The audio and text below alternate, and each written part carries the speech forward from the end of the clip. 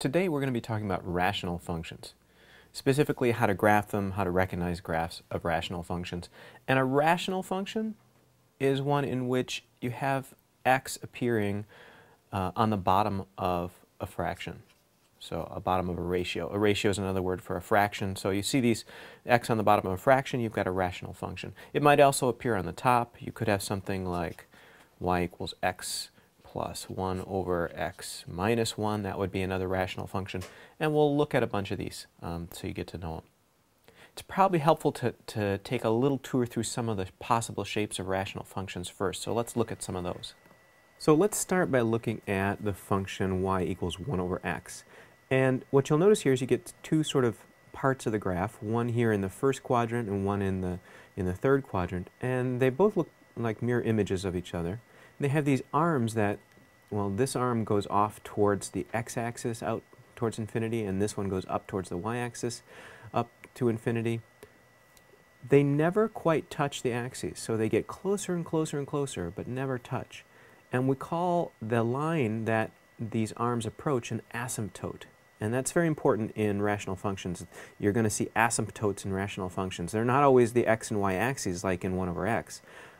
They might be in other places. But there are these lines that the graphs will approach but never quite touch. Let's look at another function here. Let's do something like, here is x over x minus 1. And you'll notice we've got the same basic shape here. We've got these two sort of parts of the function that mirror each other. But you'll notice that the asymptotes are a little bit different. Looks like the top and the bottom lines are approaching x equals 1, and then the other arms, the horizontal arms, are approaching y equals 1. So shape is pretty similar, but the asymptotes have changed. Let's try, let's change what's on top here. We'll do x plus 2. Similar kind of thing. And interesting stuff starts to happen if you change the degree of the x term. So you'll notice here the degree of the x term is the same on the top and on the bottom. Let's make the bottom have a higher degree. So I'm going to change this on the bottom to x squared minus 1. Now we get a totally different kind of graph. We've got 3 chunks, and there are still asymptotes here. You'll notice on the right the graph is approaching the x-axis horizontally. Vertically it seems to be approaching the number 1. On the left it's also approaching -1, and it seems to be approaching the x-axis but from underneath. And then we've got this chunk down here. So that's an example of another rational function. Let's see what happens when we put the higher degree on the top. So I'm going to change this to x squared on top. And now we've got 2 branches again, but you'll notice that one of the asymptotes is actually a diagonal line. So when you have a higher degree on the top, you end up getting these what are called slant asymptotes. So that's a little tour through some rational functions. Now let's look at how to graph them and how to recognize their graphs. So here are some basic rules about how to graph rational functions. And really there are 3 main steps.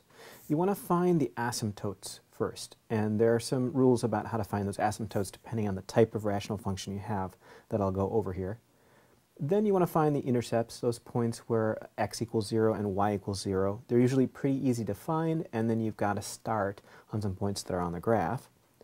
And then you might need to plot a few extra points, so plug in a value for x and see what y is in order to figure out exactly what the shape is. That's the general approach to graphing a rational function.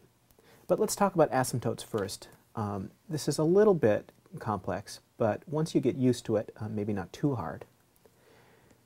First of all, you'd want to find the vertical asymptotes. And that's pretty easy. A vertical asymptote is going to happen on the graph wherever the denominator is 0. The function is going to be undefined there, so that's a point that the graph will never be on the graph, and the lines will approach that value but never equal it. So that's going to be one of the asymptotes. So just simply set the function equal to 0, and the denominator equal to 0, and solve for x. So if I had the function x plus 1 over x minus 1, the value that would give me 0 for the denominator would be 1. So x equals 1 would be an asymptote. And if I were to plot that on the graph here, that would be something like that. I'd draw it in as a little dashed line. And then my function would be probably on both sides of that. So that's for vertical asymptote. There are two other types of asymptotes. There are horizontal and there are slant asymptotes. And those depend on the degree of the numerator and the denominator in your function. So first of all, if the denominator is a higher degree, then the horizontal asymptote is always y equals 0. And that's a hard and fast rule. So if you had something like x plus 1 over x squared minus 1, your horizontal asymptote is going to be the x-axis here, y equals 0. Now, if the numerator and the denominator have the same degree, you divide the leading coefficients, and y equals that number, whatever the leading coefficients are when you divide them. That's the line for your horizontal asymptote. So if we look back at this one, we had x plus 1 over x minus 1. The leading term here is the x, because that's got the highest degree. The leading coefficients are both 1s, so 1 over 1. That's going to be the line y equals 1. So we could also draw in on this one, this asymptote right there. We would know our graph would happen somewhere in these regions that are defined off by these asymptotes. If you had, oh, I don't know, 3x squared plus x minus 1 over 2x squared plus 2, we've got the same degree, top and bottom. The leading coefficients are 3 and 2. Your asymptote is going to be the line y equals 3/2. Okay, one other situation you can have here. If the numerator has a higher degree, there will be a slant asymptote. And you have to find the equation of that by dividing the numerator by the denominator. So let's say I had this 3x squared plus x minus 1 on the top, and I just had x minus 1 on the bottom. I would need to divide. So let's just do that really quickly. We've got 3x squared plus x minus 1, and I'm going to divide by x minus 1. So let's see, what do I need to get 3x squared here? I'm going to multiply by 3x. So 3x squared, and 3x times minus 1 is minus 3x. We subtract that whole thing. We'll get 0 there. And then we get x minus a negative 3x, that's 4x, and I bring down my minus 1. Continuing on here, I'd need a plus 4, so 4 times x, etc. I might get a remainder here, but I don't need to worry about it. I've got my equation for my line now. It's 3x plus 4, so the line y equals 3x plus 4 is going to be the slant asymptote. So on my graph here, I would put in that line, which would look something like that, and I know my function is going to happen on either side of that asymptote. So that's a little bit about asymptotes. Let's look at some problems now where we have to deal with the graphs of rational functions. In this first problem, we're given a graph, and we're asked to match it to the correct function. And the way I would go about this is try to sketch in what look like the asymptotes. What are the lines that these arms of the graph seem to be approaching? And I think there's one here at y equals 1. And that's a horizontal asymptote. So what that would tell me is that the leading coefficients of the numerator and the denominator are of the same degree. And when you divide them, they come out to 1. And actually, let's just look at these. Yeah. In all of these, we just have x on the top and the bottom coefficients 1, so that makes sense for all of them. So that doesn't help us a whole lot. And let's look at the vertical asymptote, which I think is this line right here, and that would be the line x equals negative 3. Now for a vertical asymptote, remember that's where the denominator of the fraction is equates to 0. So if we look, where would we plug in negative 3 and get a 0 on the bottom? The only one would be right here, negative 3 plus 3 is 0. So that is the function that fits with those asymptotes. Let's try one more, a little bit more complicated.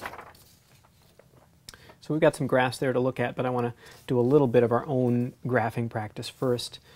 So we've got this function 3x squared minus 4x plus 1 over x squared plus x minus 6. The place I like to start, they want us to identify the graph and find the equations of the asymptotes. So the place I like to start is with the vertical asymptotes. And again, that's where the bottom equals 0. Well, we've got a quadratic equation in the bottom, so we need to solve that for both of the values that would cause that to be 0. And I think we can factor this one, so that would be x plus 3 and x minus 2, I think. And so we'd get, when we solve those, we'd get x equals negative 3 and x equals positive 2 as asymptotes. Now, if you're going to graph this yourself, you'd want to go ahead and draw those in. So x equals negative 3, x equals a positive 2. And then the next place I'd go is look at what is the horizontal or slant asymptote. In this case, it's going to be a horizontal asymptote because the degree of the numerator and the denominator is the same. We divide the leading coefficients, 3 divided by 1 is 3, and we get the line y equals 3. So that would be something like that. So now we have our graph divided up into those regions. The next task is to figure out where the actual function lies within those bounded regions. One easy place to start is by putting in 0 for x. And if I do that, if I put in 0 for x, this whole function equates to 1 over negative 6, or negative 1/6. So that's actually going to be one of my points. Point 0, negative 1/6, so something really close there. And then what you would do to move on and graph this one is continue plugging in a few points here and there. Probably wouldn't take you too many to do. And what you'd find pretty quickly is that you get some shape like that, and you get a shape up here in this region, and you get a sort of similar shape over here in this region. And if we look at the choices on the graphs, you can really go by the asymptotes here. We're looking for x is negative 3 and x is 2, and the only one that has that is choice D. So even though it looks like they cut off the graph a little bit on the bottom, I think that's got to be the right answer for this one. So that is a little introduction to rational functions.